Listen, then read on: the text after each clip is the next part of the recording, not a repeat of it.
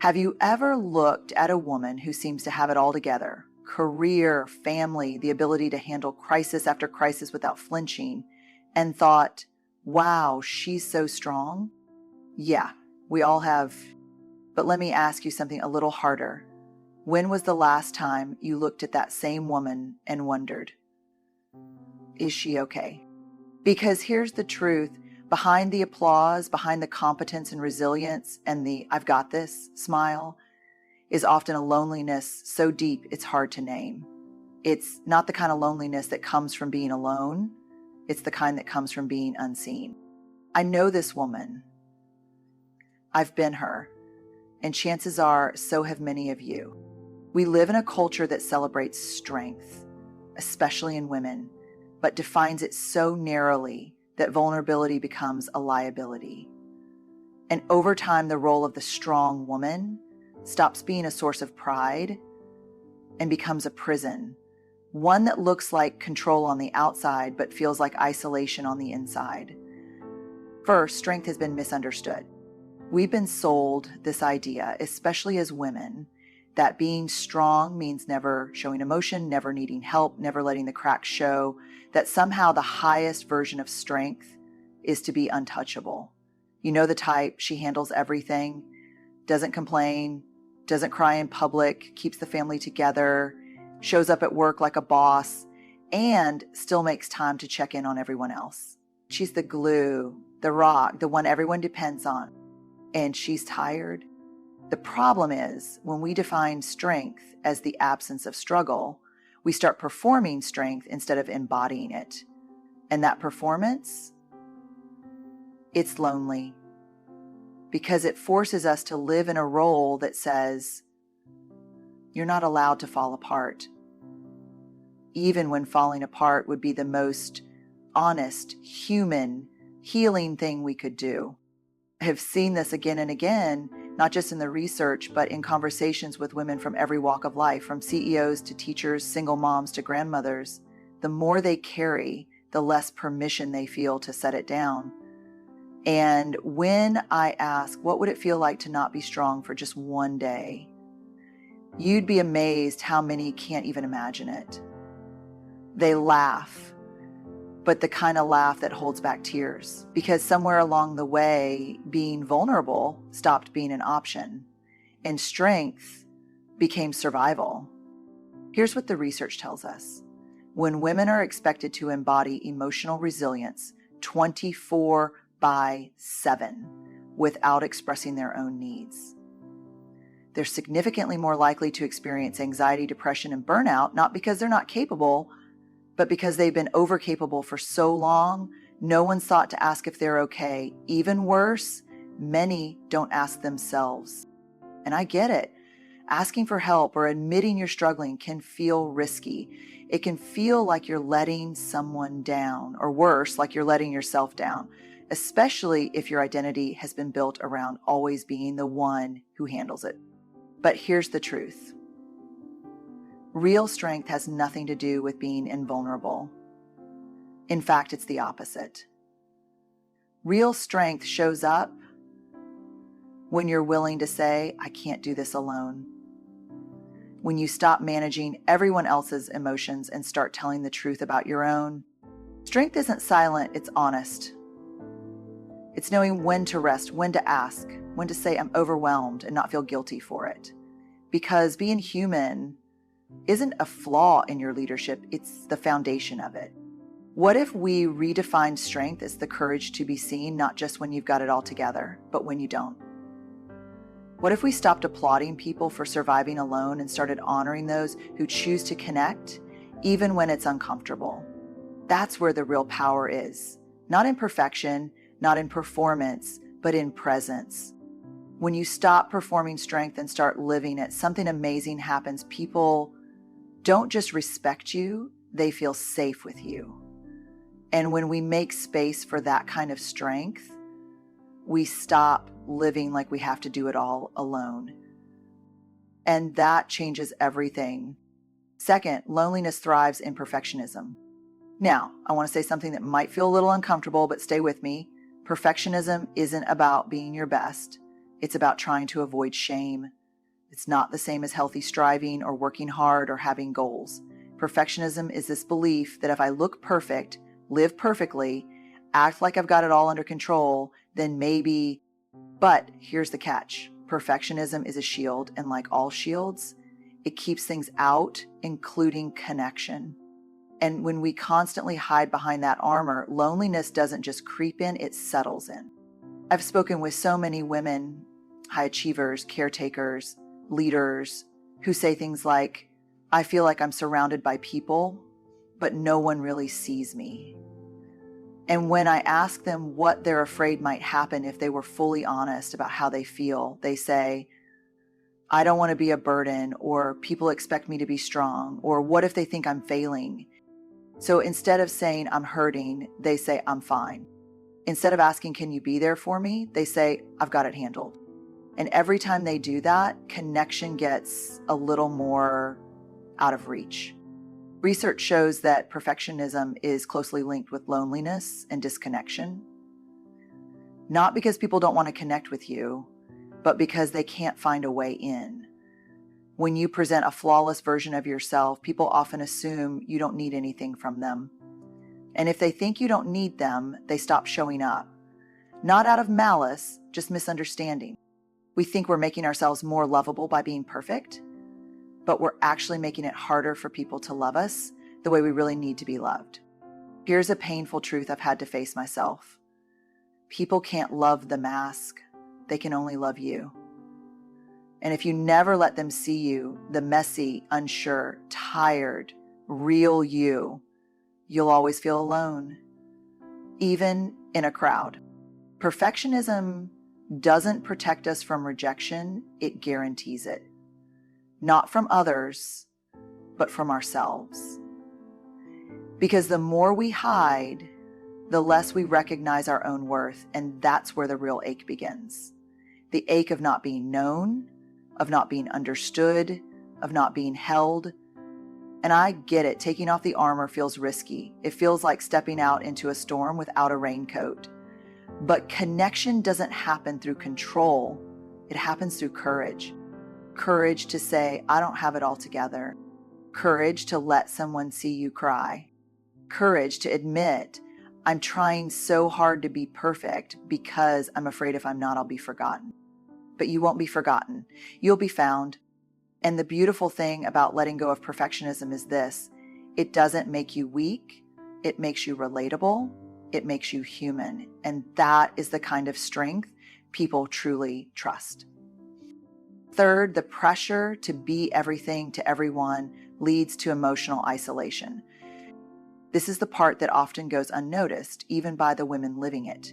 It's subtle, and it can feel like love at first. You say yes because you care. You show up because it matters. You hold space for others, fix the problems, remember the birthday, send the thank you text, calm the tension, lead the meeting, manage the crisis.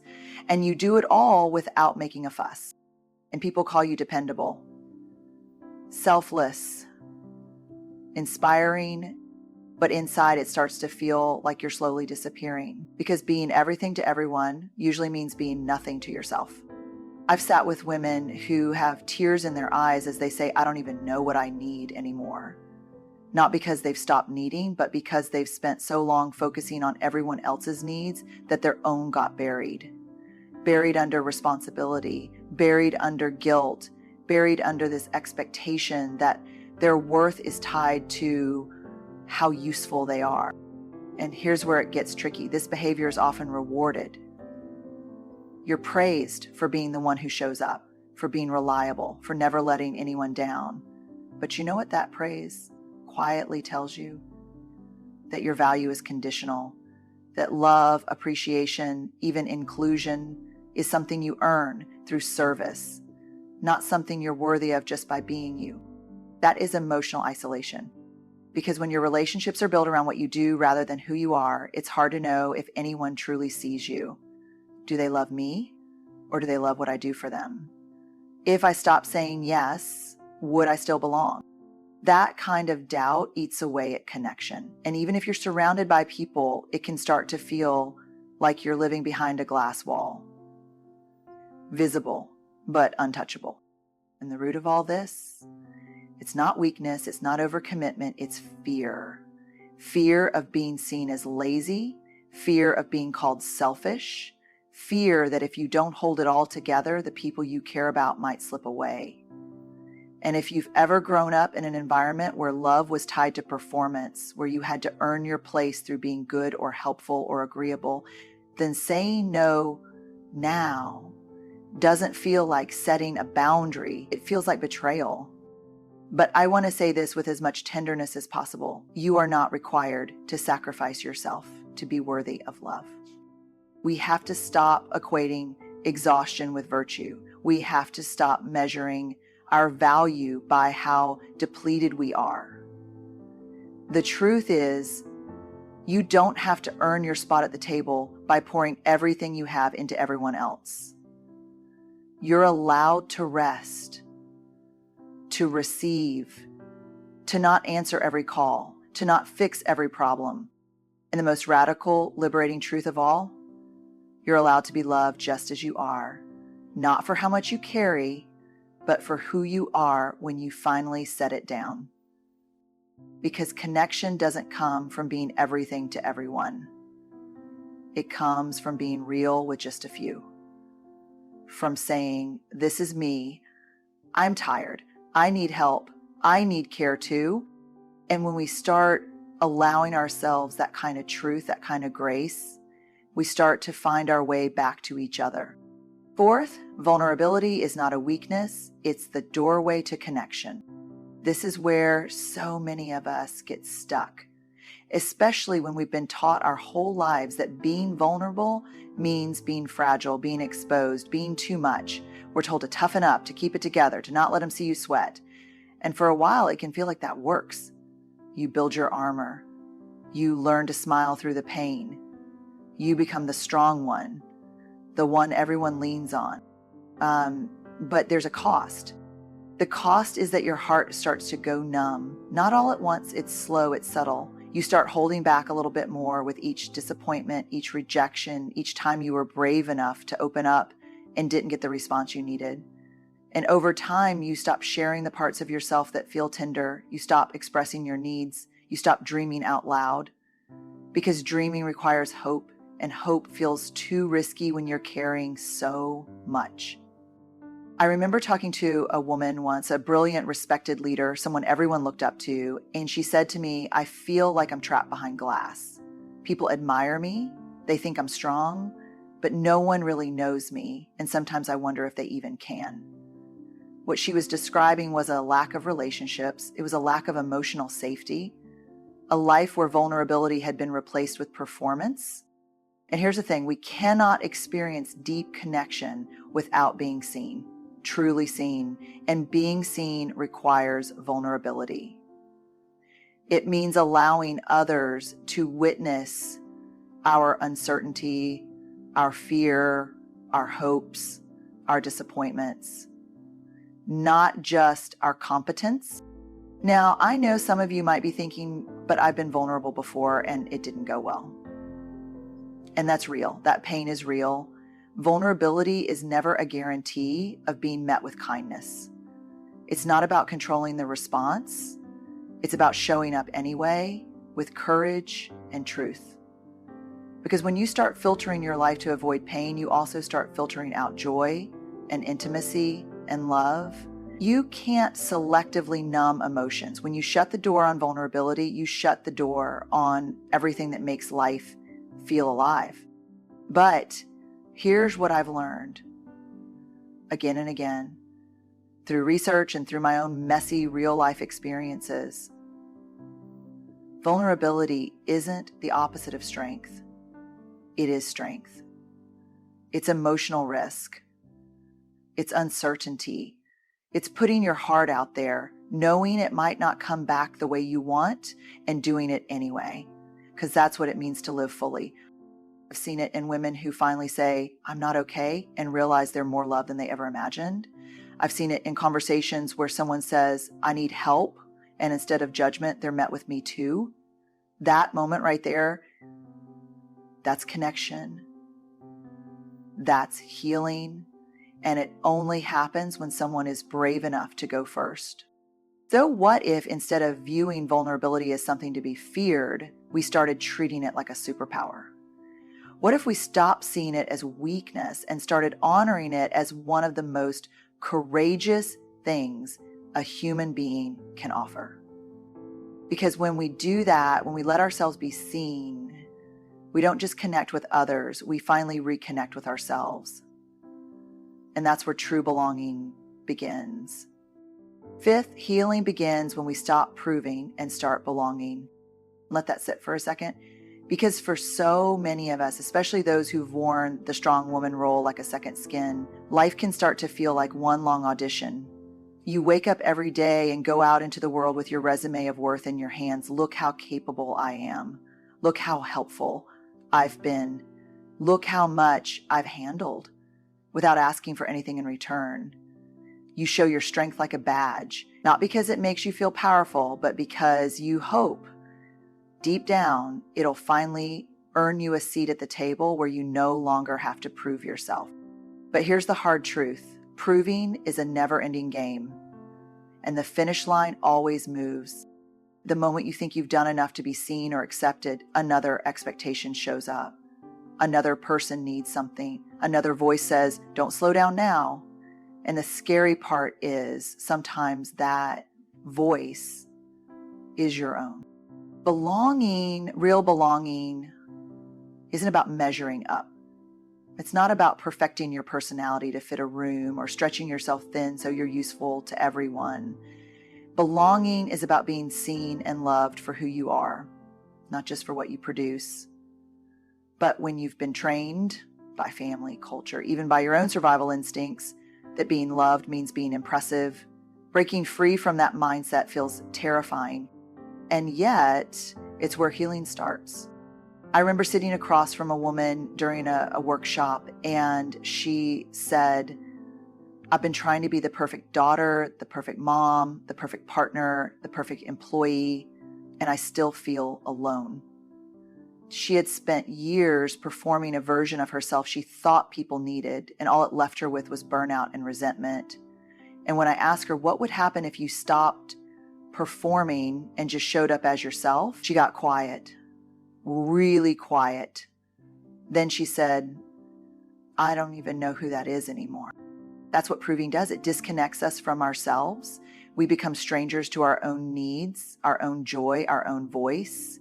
And the more we disconnect from ourselves, the harder it becomes to feel connected to others, even when we're surrounded by them. But there's good news here, because the antidote to proving is presence. Showing up not as who you think the world wants you to be, but as who you are. The tired, hopeful, scared, loving, messy, complicated, beautiful human being you've always been. When you start practicing this, when you start saying, "This is me, I'm not here to impress you, I'm here to connect with you," you'll notice something extraordinary. The people who truly matter will lean in, and the people who only valued you for what you could do for them will start to fall away. And yes, that might hurt at first, but it also makes space for real relationships, space for joy, space for rest. You are never meant to spend your life auditioning for love. You are meant to belong. And when we stop trying to earn connection and instead allow ourselves to receive it, we begin to heal, we begin to breathe, we begin to come home. So here we are. We've walked through the hidden loneliness behind the strong woman role, the silence that lives beneath the surface of smiles, the pressure to carry it all, the emotional isolation that creeps in when you're everything to everyone, and the deep longing to be seen not for your strength, but for yourself. And maybe you heard echoes of your own story in these words. Maybe you've been the woman who never asks for help, the woman who's admired but not always known, the woman who shows up for everyone and wonders if anyone would notice if she didn't. If that's you, I want to say this clearly. You are not alone. You are not broken for feeling tired. You are not weak for wanting softness, and you are not selfish for needing space to just be. The truth is, we heal when we stop hustling for our worth and start honoring our humanity. When we allow ourselves to feel, to ask, to receive. when we choose connection over perfection and courage over control. And I know it's not easy. I know it takes time to let the armor go, to trust that you'll still be loved when you're not performing. But I also know this: the most beautiful, meaningful relationships in our lives are not built on strength alone. They're built on truth, on vulnerability, on being willing to say, "This is me, all of me." That's where the loneliness ends. That's where the belonging begins. So to every strong woman listening, may you find the courage to rest. May you find the strength to be soft. May you feel the power of being seen, not for what you do, but for who you are. You don't have to carry it all to be enough. You already are. Good luck, and may you walk forward not heavier with pressure, but lighter with truth.